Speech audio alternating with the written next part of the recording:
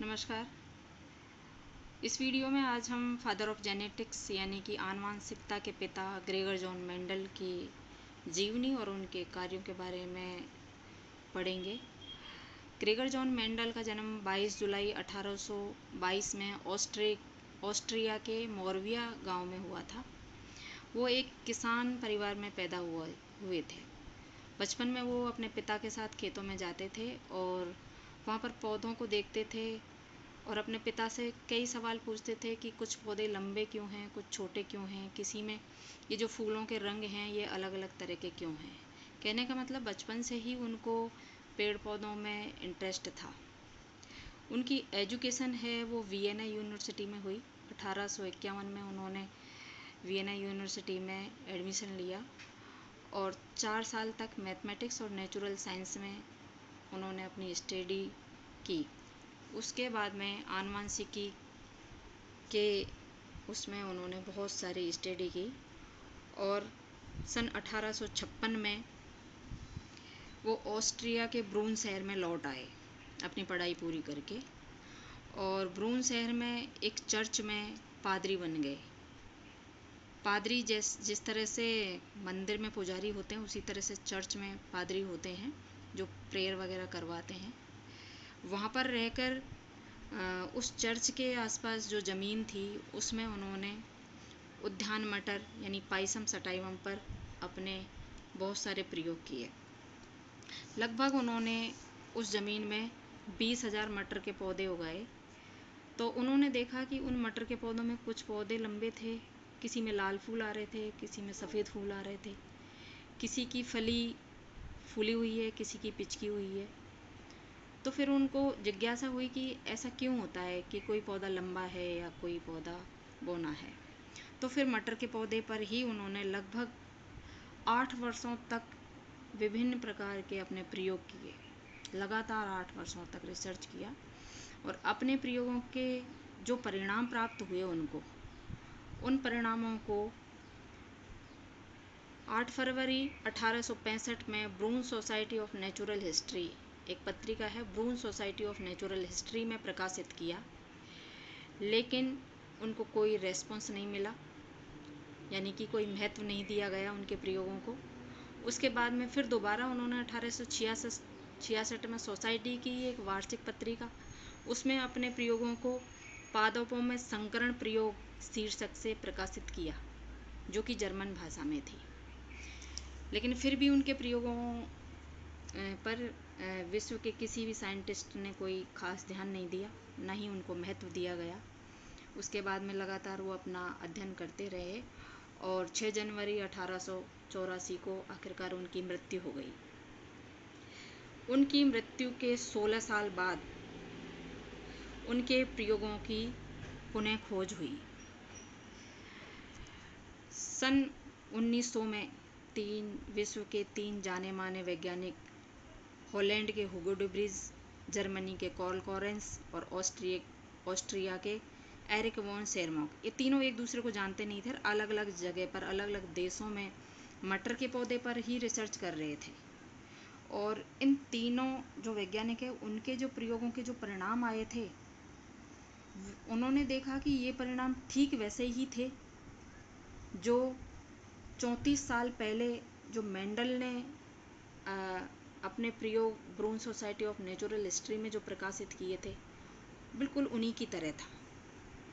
उसके बाद में जब इनके प्रयोग मेंडल के जैसे ही आए तो मेंडल की मृत्यु के बाद में मेंडल को आनुवांशिकता का पिता कहा गया। महान वैज्ञानिक थे वो। उन्होंने मटर उद्यान यानी कि पाइसम सटाइवा पर ही अपने प्रयोग क्यों किए, ये भी यहाँ पर हमें ये देखना है कि उनके प्रयोगों में जो सफलता जो उनको मिली उसका एक मेन कारण था कि उन्होंने उद्यान मटर को चुना अपने प्रयोगों के लिए। तो ऐसी क्या खासियत है कि उन्होंने मटर के पौधे को ही चुना। तो मटर का पौधे का आकार यानी वो बहुत छोटा होता है, तो एक छोटी सी क्यारी में हज़ारों पौधे उगा सकते हैं आराम से। अब इसकी जगह पर यदि एक पीपल का पेड़ पे वो रिसर्च करते हैं तो एक पेड़ के लिए ही बहुत सारी ज़मीन की आवश्यकता होती, तो वो अपने प्रयोग नहीं कर पाते। तो यहाँ पर समझना है कि जो मटर का पौधा बहुत छोटा है, छोटी सी जगह में खूब सारे पौधे उग जाते हैं। दूसरी बात, इसका जो लाइफ स्पन है यानी जीवन काल है मटर का, वो बहुत कम होता है। लगभग 3 या 4 महीने में पूरा ये अपनी फसल इसकी पक जाती है। तो मेंडल एक साल में लगभग 3 बार फसल उगा सकता था, यानी 3 बार अपने प्रयोग को दोहरा सकता था। मटर के जो पौधे होते हैं वो द्विलिंगी थे और इनमें स्वपरागण और परपरागण दोनों ही बहुत आसानी से कराया जा सकता था। इसके अलावा मटर में 7 ऐसे विपर्यासी यानी कि विपरीत लक्षण थे जो हर किसी पौधे में नहीं पाए जाते। और वो 7 विपर्यासी लक्षण कौन कौन से थे? एक तो पादप की लंबाई, यानी मटर का पौधा है वो लंबा भी होता है और बौना भी होता है। पुष्प की स्थिति, यानी उसमें जो फूल हैं वो कहाँ लगते हैं? बिल्कुल शीर्ष भाग पर भी लगते हैं और कक्षीय भाग पर भी लगते हैं। फली का आकार, मटर की फली फूली हुई भी होती है और संकुचित यानी पिचकी हुई भी होती है। फली का रंग, मटर की फली हरी भी होती है और पीली भी होती है। बीज का आकार, मटर का बीज गोल भी होता है और झुर्रीदार भी होता है। बीज आवरण का रंग, मटर का जो बीज आवरण है वो धूसर भी होता है और सफ़ेद रंग का भी होता है। और बीज पत्र का रंग, मटर पीला भी होता है और हरा भी होता है। तो इन सभी कारणों के कारण छोटा आकार होना, जीवन काल कम होना, स्वपरागण परपरागण आसानी से हो जाता है, इतने 7 विपरीत जो लक्षण हैं, यानी मेंडल इतने सारे अलग अलग लक्षणों को आपस में क्रॉस करा के अपने प्रयोग आसानी से कर सकता था। इसीलिए उन्होंने अपने प्रयोगों के लिए उद्यान मटर यानी पाइसम सटाइवम को चुना। इन प्रयोगों को एक संकरण तकनीकी के तहत उन्होंने किया। अब संकरण किसे कहते हैं? हाइब्रिडाइजेशन। 2 भिन्न लक्षणों का क्रॉस करवाना, यानी 2 अलग अलग लक्षण हैं। जैसे कि ये मान लो कि एक लंबा पौधा है और एक बौना पौधा है, और हम ये देखना चाहते हैं कि लंबे और बौने पौधे में क्रॉस कराने पर उससे जो बीज प्राप्त होंगे, उन बीजों को यदि ज़मीन में बोएंगे तो उनसे पौधे कैसे प्राप्त होंगे? क्या लंबे होंगे या बौने होंगे या दोनों तरह के होंगे? तो इस प्रकार 2 भिन्न लक्षण, चाहे कोई से भी लक्षण ले सकते हैं हम, तो लंबाई का ले सकते हैं, बीज का आकार ले सकते हैं कि गोल और झुर्रीदार में क्रॉस करवाए, लाल फूल या सफ़ेद फूल वाले में क्रॉस करवाए। तो इस तरह से 2 अलग अलग लक्षणों में क्रॉस करवाने को हम संकरण कहते हैं। तो इस तकनीकी के तहत सबसे पहले संकरण करवाने के लिए, क्योंकि उनको एक वांछित लक्षण चाहिए था, वो चाहता था कि मैं ये देखता हूँ कि लंबे पौधे और बौने पौधे में क्रॉस करवाता हूँ तो किस तरह के पौधे प्राप्त होते हैं। तो सबसे पहले उन्होंने क्या करवाया? विपुंसन। विपुंसन का आप जानते हो, पुष्प की स्ट्रक्चर आपने पढ़ी हुई है कि यहाँ पर ये अंडाशय होता है, ये मादा जननांग होता है और ये पुरुष जननांग या नर जननांग होता है, जिन्हें पुंकेसर कहते हैं।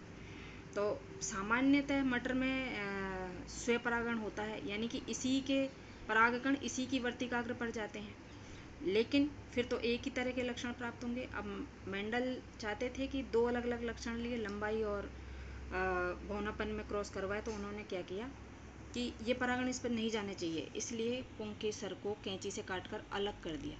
तो इस तरह से पुमंग या पुंकेसर को कैंची से काटकर अलग करना। अब कब करते हैं? जब ये परिपक्व ना हो, क्योंकि परिपक्व हो जाएगा तो ये फूट जाएगा और स्वपरागण हो जाएगा। तो परिपक्व होने से पहले ही कैंची से काटकर अलग कर दिया, इसको विपुंसन कहते हैं। विपुंसन करने के बाद में मनचाहे जो परागकण हैं उनको इसकी वर्तिकाग्र पर ब्रश की सहायता से डाल दिया, और ये परागकण अंकुरित होकर अंडाशय में जाते हैं और वहाँ पर निषेचन करके बीज बनाते हैं या फल बनाते हैं।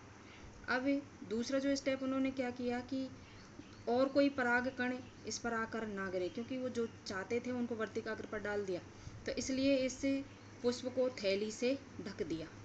तो ये जो स्टेप है इसको हम कहते हैं थैलीकरण। थैलीकरण होने के बाद में निषेचन होगा, बीज बनेंगे, और जब इन बीजों को बोने पर जो पौधे प्राप्त होंगे उसे हम F1 पीढ़ी या फर्स्ट फीलियर जनरेशन कहेंगे।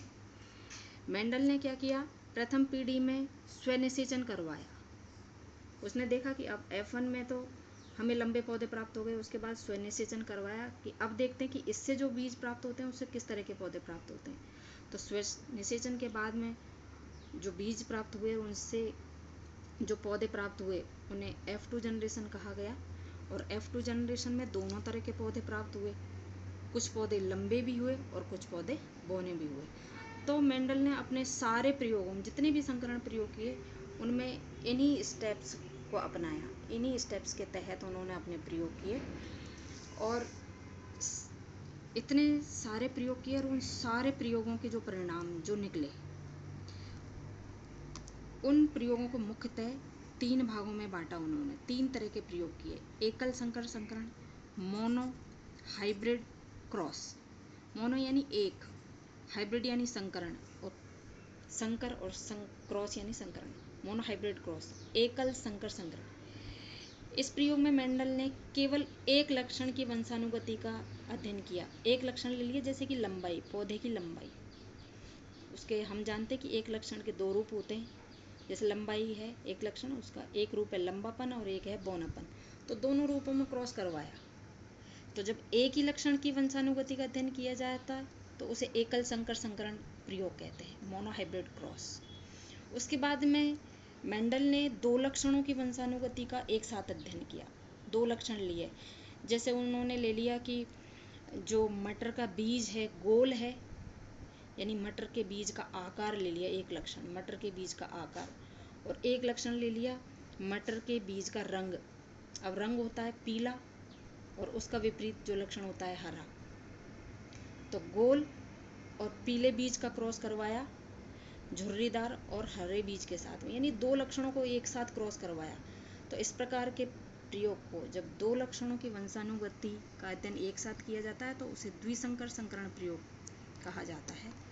तीसरे जो प्रयोग किए थे इसमें उन्होंने एक साथ कई लक्षणों की वंशानुगति का अध्ययन ले लिया, यानी कई लक्षण ले लिए, पौधे की लंबाई भी ले ली, बीज का आकार ले लिया, बीज का रंग भी ले लिया, फली का आकार भी ले लिया।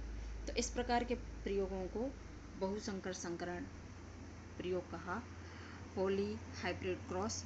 और इन तीनों प्रकार के प्रयोगों के आधार पर जो परिणाम निकले उनके आधार पर मेंडल ने बहुत ही इम्पोर्टेंट, बहुत ही प्रमुख जो नियम दिए, जो उन्हीं के नाम से उनको आनुवांशिकता के नियम कहा जाता है, वो 3 नियम दिए, प्रभावितता का नियम, विसंयोजन का नियम और स्वतंत्र व्यूहन का नियम। बच्चों अगला जो वीडियो होगा उसमें हम ये तीनों जो प्रयोग हैं, एकल संकर संकरण, द्विसंकर संकरण, इनके बारे में पढ़ेंगे और उसके बाद में हम मेंडल के नियमों के बारे में पढ़ेंगे।